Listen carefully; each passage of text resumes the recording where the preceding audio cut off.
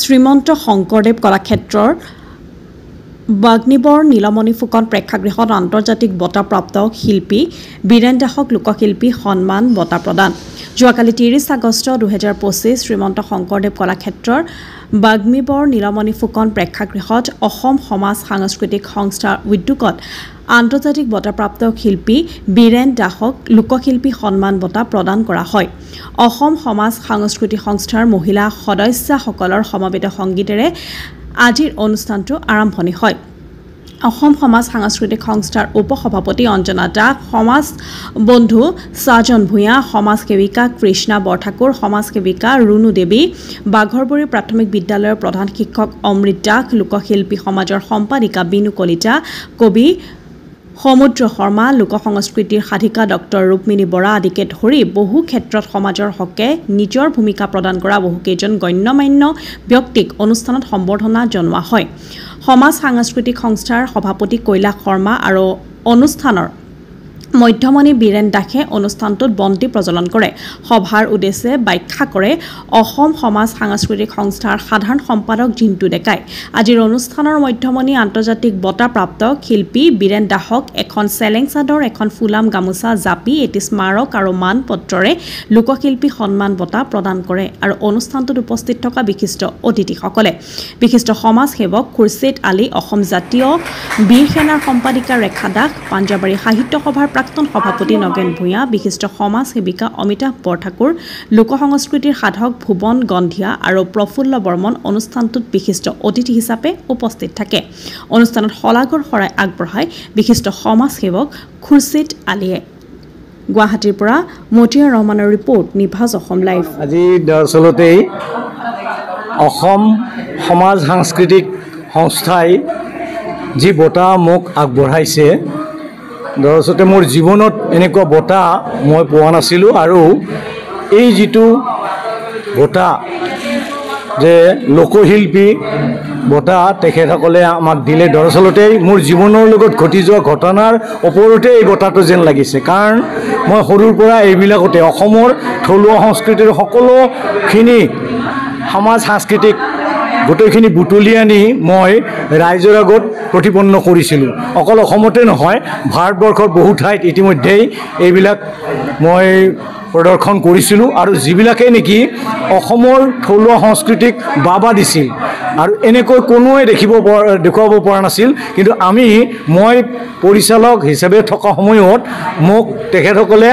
মোক অসমৰ বিহুৱা বুলি মোক চাৰ্টিফিকেট দিছিল। তেখেতসকলে বিহুৱা মই যেনে এজন বিহুৱাহে তাত বেলেগত গৈ বোম্বাই, নাইনিতাল, কলকাতা এণ্ড দিল্লী এইখিনিত মই প্ৰদৰ্শন কৰিছিলোঁ মোৰ থলুৱা সংস্কৃতি গোটেইখিনি, বিশেষকৈ নাগাৰ নাম, দিহানাম আৰু মই থলুৱা সংস্কৃতিৰ বিশেষকৈ এই অসমৰ চুকে কোণে থকা সকলো সংস্কৃতিয়েই মই 7টা সংস্কৃতি এসপ্তাহত তাত প্ৰদৰ্শন কৰিছিলোঁ। আৰু কোনো ৰাজ্যই, ভাৰতবৰ্ষৰ কোনো ৰাজ্যই এনেকৈ প্ৰদৰ্শন কৰিব পৰা নাই। অসমৰ দলেই আমি প্ৰদৰ্শন কৰিছিলোঁ, যাৰ কাৰণে মই অসমৰ দলৰ বিচাৰকৰ শ্ৰেষ্ঠ পৰিচালক হিচাপে ভাৰতবৰ্ষই আমাক কৈছিল। আৰু সেই চাৰ্টিফিকেট দৰাচলতে আমাৰ তাত নাথাকে। এইটো সাংস্কৃতিক সঞ্চালকালয় আৰু এইটো যুৱ কেন্দ্ৰত থাকে। কিন্তু যাহওক, আমি অসমক এনেকৈ আগবঢ়াই নিছিলোঁ। আৰু এতিয়াও মোৰ বিশ্বাস, আজি আমাৰ শৰ্মাদাহঁতৰ সমাজ সাংস্কৃতিক যিটো অসম সমাজ সাংস্কৃতিক সংস্থাই আজি মোক এই বঁটা দিলে, মই জীৱনত একাধিক্ৰমে মোৰ জীৱন শেষ নোহোৱালৈকে মই অসমৰ থলুৱা সংস্কৃতিক ওপৰত নিবৰ কাৰণে যৎপৰোনাস্তি মই চেষ্টা কৰিম। এইখিনিয়ে আপোনালোকক মই কথা দিলোঁ। যিকোনো সাংস্কৃতিক অনুষ্ঠানেই মই তেনেকৈ লৈ যাম। হয়, ধন্যবাদ সভাপতি। তো আমাৰ বীৰেন দাস ছাৰক দিলে, আপোনালোকে বঁটা দিলে, তো কি ক'ব আজিৰ দিনত? আজিৰ দিনটো অতি আনন্দৰ দিন।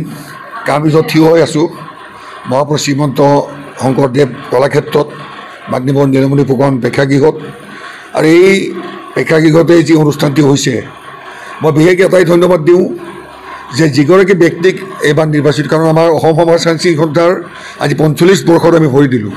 আজি 30 আগষ্ট তাৰিখ 45টা বসন্ত আগৰ অসমৰ প্ৰথমটো চিনেমা হল নামে খ্যাত য'ত ৰূপকোঁৱৰ জ্যোতিপ্ৰসাদৰ জয়মতী প্ৰথম প্ৰদৰ্শন হৈছিল 1935 চনত সেই হলটিতেই আজি 45 বছৰ আগতে এই সভা হৈছিল আৰু সভাত উপস্থিত আছিল স্বনামধন্য অসমৰ হাস্য সম্ৰাট আমাৰ বিশিষ্ট অভিনেতা মঞ্চই হওক বা বোলছবি অভিনেতাই হওক লক্ষধৰ চৌধুৰী ডাঙৰীয়া লৌহপুৰুষ প্ৰেমকান্ত শৰ্মা ঠিক তেনেকৈ আমাৰ বিশিষ্ট নাট্যকাৰ বোলছবি অভিনেতা দিলীপ কুমাৰ হাজৰিকা ডাঙৰীয়া আমাৰ জ্যোতিৰূপাৰ ফাউণ্ডাৰ ছেক্ৰেটেৰী বিজনলাল চৌধুৰী প্ৰমুখ্যে বিশিষ্ট বসন্তদাতা শিল্পী আছিল অসমৰ বহাগী উৎসৱৰ জন্মদাতা তেখেতলোকৰ উপস্থিতিত অসমৰ বিশিষ্ট বৰেণ্য ব্যক্তিসকল উপস্থিত এই কাৰ্যসূচী লৈছিলোঁ যে অসমৰ বিভিন্ন প্ৰান্তত তেতিয়াৰ বৰ অসম আজি অসমৰ বিভিন্ন জিলা ইতিমধ্যে ৰাজ্যলৈ পৰিণত হ'ল সেইসকল বিভিন্ন ৰাজ্যৰ পৰা আঁতৰি যোৱা যিবিলাক জিলা আমাৰ এতিয়াও আছে সেইসকল জাতি জনগোষ্ঠী বিভিন্ন ভাষা সম্প্ৰদায়ৰ লগত আমি জড়িত হয় আমি তেওঁলোকক উলিয়াই আনি এই মঞ্চখন দিব বিচাৰিছিলোঁ আৰু প্ৰতি বছৰে আমি এগৰাকী বিশিষ্ট ব্যক্তিক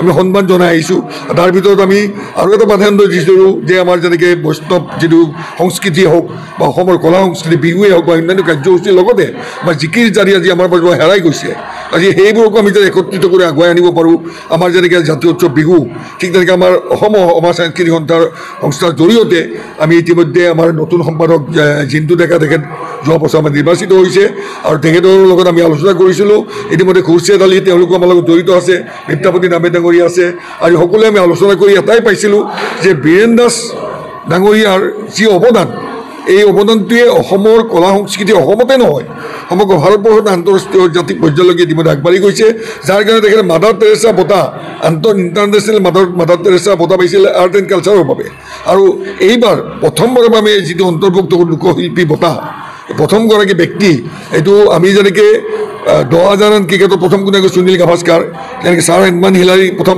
যেনেকৈ হিমালয়ত এভাৰেষ্ট সিঙত অৰিহণ কৰিছে প্ৰথমগৰাকী কোন ছাৰ এডমান হিলাৰী আৰু টেনজিং নৰগে আৰু বিভিন্ন ক্ষেত্ৰত আমি দেখা পাওঁ যে আমি নতুন নতুন প্ৰজন্ম গৈ আছে কিন্তু প্ৰথমগৰাকী নামটো সদায় মনত থাকি যাব ঠিক যে লোকশিল্পী বঁটা পোৱা অসম সমাজ সাংস্কৃতিক বঁটা ৰাজ্যিক বঁটাৰ বাবে প্ৰথমবাৰৰ বাবে তেখেত নিৰ্বাচিত হ'ল নমিনী আহিছিলে আৰু বঁটা পাই তেখেতে অসমৰ কলা সংস্কৃতিৰ ক্ষেত্ৰত যি অৱদান আগবঢ়াইছে এই অৱদানে আমাৰ ভাতৃ ভনীসকলৰ মাজত নৱপ্ৰজন্মৰ মাজত যাতে তেখেতে আগুৱাই লৈ যাব পাৰে তাৰ বাবে অসম সমাজ সাংস্কৃতিক সন্থাৰ তৰফৰ পৰা আমিও চিন্তা কৰি তেখেতে গৱেষণালোক বিভিন্ন সম্প্ৰদায়ৰ বিভিন্ন ব্যক্তি বিভিন্ন ধৰ্মৰ ব্যক্তি একত্ৰিত কৰি আমাৰ এই কাৰ্যসূচী আগবঢ়াই লৈ গৈ আজি যেনেকৈ এখন মঞ্চত আমি থিয় হৈছোঁ যাতে ভৱিষ্যতে এই মঞ্চখনে আন্তঃৰাষ্ট্ৰীয় পৰ্যায়ত আমি আমাৰ সংস্কৃতি বিদেশলৈকো আমি লৈ যাব পাৰোঁ তাৰ কাৰণে তেখেতে কাম কৰক আৰু আমি সদায় সহযোগ কৰি যাম আৰু পুনৰ আমি বীৰেন দাস ডাঙৰীয়াৰ লগতে আজি এই অঞ্চলৰ এটাই ভাল লাগিছে যে পাঞ্জাবাৰী অঞ্চলৰ যিসকল আইসকলে হওক বা মহিলাসকলে বা ইয়াত স্থানীয় সাংবাদিকসকলেও মই আচৰিত পাইছোঁ তেখেতসকলে কাভাৰেজ কৰাৰ বাহিৰেও সংগঠনৰ ক্ষেত্ৰতো তেওঁলোকে কাম কৰি দিছে এইটো কিন্তু এটা বিৰল ঘটনা মই পৃথিৱীৰ বিভিন্ন জেগাত গৈছোঁ মই দেখিছোঁ যে সংবাদ পত্ৰ বা সাংবাদিকসকল গণতন্ত্ৰৰ চতুৰ্থ স্তম্ভ সাংবাদিকসকল যথেষ্ট ব্যস্ত তাৰ মাজত ব্যস্ততাৰ মাজত থাকিও আজি ইয়াৰ অঞ্চলত তেওঁলোকে নিজৰ স্থান বা নিজৰ অঞ্চল বুলি ভাবি যি ধৰণে কাম কৰিছে তাৰ কাৰণে আজি এই কাৰ্যসূচী আমি সাফল্যমণ্ডিত কৰি তুলিব পাৰিছোঁ গতিকে পুনৰ আইসকল সাংবাদিক বন্ধু বান্ধৱীসকল আৰু যিসকল স্থানীয় ৰাইজ আৰু শিল্পী কলা কৌশলী সকলোৱে ধন্যবাদ জ্ঞাপন কৰিছোঁ আৰু লগতে বীৰেন দাস ডাঙৰীয়াৰ যি লোকশিল্পী বঁটা পালে আজিৰ পৰা তেখেত সকলোৱে উল্লেখ কৰিব লোকশিল্পী বীৰেন দাস বুলি মানুহে মাতিব পাৰে গতিকে এইটো স্বীকৃত এটা বঁটা তেখেত পালে আৰু এইখিনি আমি আশা ৰাখিছোঁ আগন্তুক দিনত জানি অহা বছৰ আমি আন এগৰাকী কাৰোবাক দিব পাৰোঁ এইটো কথা আমি চিন্তা কৰি আৰু ভৱিষ্যতৰ যি নতুন প্ৰজন্ম আহিব এই ক্ষেত্ৰত বঁটা বাহনৰ ক্ষেত্ৰত আমিও আলোচনা কৰিবৰ কাৰণে তেখেতকো আমি জুৰি কমিটিত ল'বলৈ আমি বাধ্য থাকিম বীৰেন দাস ডাঙৰীয়াই মানে লোকশিল্পী বঁটা পালে এখন মঞ্চৰ পৰা তো আপুনি সমাজ বন্ধু হিচাপে আপুনি কি ক'ব এইটো এটা ডাঙৰ গৌৰৱৰ কথা এইকাৰণে পাঞ্জাবাৰী নিবাসী ময়ো পাঞ্জাবাৰী ব্যক্তি মই সমাজ বন্ধু কিন্তু তেখেত এজন আন্তঃৰাষ্ট্ৰীয় খেলুৱৈ প্ৰথম আৰম্ভণি চাকৰিকালত কিন্তু তেখেতৰ অন্তৰ্নিহিত এটা জ্ঞান এটা তেওঁৰ মানে তেওঁৰ লগত যিটো অন্তৰ্নিহিত যিটো প্ৰতিভা আছিল তেওঁৰ এই যিবিলাক আমাৰ সাংস্কৃতিক জগতৰ তেখেতৰ ভিতৰে এই নাটকৰ লাইন খেলৰ লাইনটো বেলেগ কিন্তু তেখেতৰ লাইন বৰ্তমান যিটো আহিছে এইটো বঁটা যিটো পাইছে এইটো হ'ল আজি আন্তঃৰাষ্ট্ৰীয় বঁটা প্ৰাপক হিচাপে বীৰেন দাস ডাঙৰীয়া আজি আমি শিল্পী আজি তেখেতক আমি শিল্পী হিচাপে সমাজৰ হিচাপে তেখেতক সন্মানৰ উপাধি যে তেখেতে পাই গ'ল। তেওঁ বীৰেন দাস ঠাইত তেখেতৰ নামত এটা আহিব তেখেতে লোকশিল্পী এইকাৰণে তেখেতে লোকশিল্পীৰ কাৰণে আজি সাধক হিচাপে বহুত দিন ধৰি তেখেতে গৱেষণা কৰিছে বিভিন্ন ঠাইত আমাৰ ভাৰতবৰ্ষৰ বিভিন্ন জিলাত তেখেতে এই ঠাইভেদে তেখেতে অনুষ্ঠান কৰি আহিছে। আমাৰ অসমৰ কলাৰ এটা আছিল শ্ৰীকৃষ্ণৰ লীলা আছিল, তাৰ পাছতো তেখেতে তাৰমানে মহিলাৰ আই নাম ধাই নাম যিটো বস্তু তেওঁলোকে আজিকালি দিহানাম এইবিলাক লুপ্ত হ'ব ধৰিছিল সেই বস্তুটো আকৌ উঠাই আনিলে। তাৰ কাৰণে 45 বছৰীয়া পুৰণা এটা সংগঠন তেওঁলোকে 45 বছৰ আগৰ পৰা কাম কৰি আহি আছে, বিভিন্ন ব্যক্তিক সন্মান কৰিছে। কিন্তু এই লোকশিল্পী সমাজ হিচাপে তেখেত বীৰেন দাস ডাঙৰীয়াই পালে। এইটো হ'ল আপোনালোকৰ 1 নম্বৰ পইণ্ট যে অসমৰ ভিতৰত লোকশিল্পী সমাজ তাৰ উপাধি বীৰেন দাস ডাঙৰীয়াই কোৱা পালে। ক'ৰ তেওঁ পাঞ্জাৱাৰী নিবাসী হয়, আৰু তেওঁ লোকশিল্পী সাধক হিচাপে তেখেতে জনাজাত হ'ল। গতিকে আমি এইটো লৈ আমি এই অঞ্চলৰ মানুহে তেখেতক গৌৰৱ কৰিম।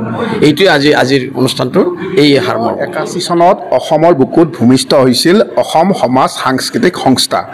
আমাৰ এই সংস্থাটোৰ বৰ্তমান সভাপতিৰ দায়িত্বত আছে সমাজ সংগঠক কৈলাশ শৰ্মা ডাঙৰীয়া, আৰু মই সম্পাদকৰ দায়িত্বত আছোঁ।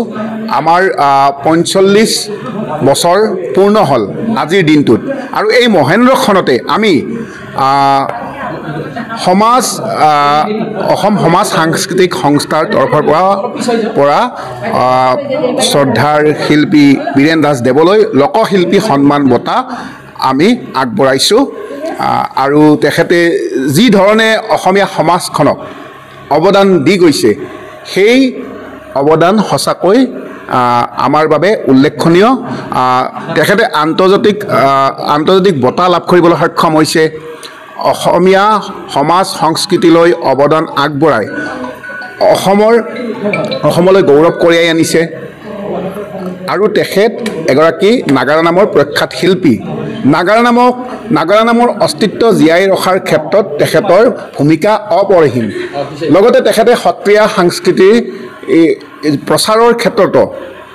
প্ৰসাৰৰ ক্ষেত্ৰতো তেখেতে গুৰুত্বপূৰ্ণ ভূমিকা গ্ৰহণ কৰি আছে। আমি আজিৰ এই দিনটোত তেখেতক এই বঁটাৰ জৰিয়তে আমি উৎসাহ দিছোঁ, প্ৰেৰণা দিছোঁ, আৰু অনাগত দিনত তেওঁক অধিক শক্তিশালী কৰি তুলিব। তেখেতে নিজৰ শিল্পকলাৰে অসমৰ সমাজখনলৈ সাংস্কৃতিক পথাৰখনলৈ অৱদান আগবঢ়াই যাব, আমি তাকে কামনা কৰিছোঁ। প্ৰাক মুহূৰ্তত আমি আমাৰ শ্ৰদ্ধাৰ বীৰেন দাস ডাঙৰীয়াক আমি লোকশিল্পী সন্মান বঁটা দিব পাই আমি গৌৰৱান্বিত। তেখেতৰ নিচিনা মহান ব্যক্তি এজন আমি আমাৰ ওচৰতে লগ পাইছোঁ, আমাৰ এৰিয়াতে আছে, আমাৰ অঞ্চলতে আছে তেখেতে। আৰু তেখেতক আমি আজি অসম সমাজ সাংস্কৃতিক উদ্যোগৰ তৰফৰ পৰা লোকশিল্পী সন্মান বঁটা প্ৰদান কৰা হ'ল। আজিৰ পৰা তেখেতক সমূহ ৰাইজে সকলোৱে জানিব তেখেতক লোকশিল্পী সন্মান বঁটা প্ৰাপক আমাৰ বীৰেন দাস ডাঙৰীয়া। আৰু তেখেতৰ হাৰক বহুত আছে, কৈ শেষ কৰিব নোৱাৰি। 1973 পৰা আজিলৈকে মই যিমানখিনি পাইছোঁ তেখেতৰ সকলোতে তেখেতৰ গৰিহণা আছে। তেখেতে কলা সংস্কৃতি সকলো দিশতে তেখেতে জড়িত। আৰু তেখেতে আজি আমাৰ যিটো বস্তু নেকি বিলুপ্ত হৈ গৈ আছে, নাইকিয়া হৈ গৈ আছে আমাৰ অসমীয়াৰ কলা সংস্কৃতি, সেই বস্তুখিনি তেখেতে ধৰি আছে, তেখেতেই ধৰি ৰাখিছে। আজি আমাৰ মাজৰ পৰাই দিহানাম নহা হ'ল, দিহানাম মানে এইবিলাক নহা হ'ল, জিকিৰ জাৰি এইবিলাক নহা হৈছে, কিন্তু তেখেতেই আমাৰ মাজত মানে ধৰি ৰাখি আছে। সেইকাৰণে তেখেতক আমি আমাৰ তৰফৰ পৰা বহুত বহুত ধন্যবাদ জ্ঞাপন কৰিছোঁ। আৰু এইখিনি কৈ মই অসম সমাজ সাংস্কৃতিক সন্থাৰ উদ্যোগত আন্তৰ্জাতিক বঁটাপ্ৰাপ্ত শিল্পী শ্ৰীযুত বীৰেন দাস দেৱলৈ লোকশিল্পী সন্মান বঁটা আগবঢ়াইছে। আমি যথেষ্ট আনন্দিত, আমি সকলোৱে আনন্দিত।